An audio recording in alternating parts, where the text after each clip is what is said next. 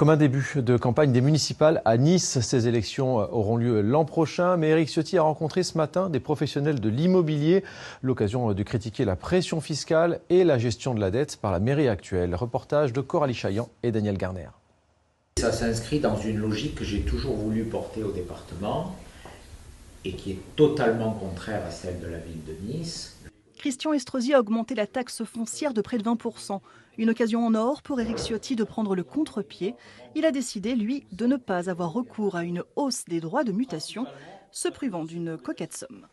50 millions d'euros que l'on veut laisser pour les potentiels acquéreurs, que l'on veut laisser pour redynamiser un marché qui est déjà en crise.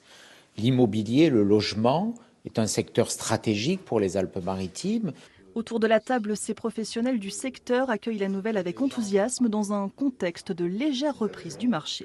Aujourd'hui, ça nous permet d'avoir un avantage concurrentiel à d'autres territoires qui pourraient augmenter ces droits d'enregistrement et ça apporte une certaine stabilité et les investisseurs sont toujours friands d'avoir une certaine stabilité sur leur investissement.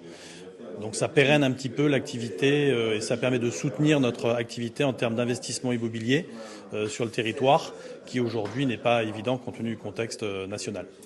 Quand il n'est pas à Paris, le candidat pas encore déclaré Éric Ciotti ne perd pas une occasion d'occuper le territoire niçois.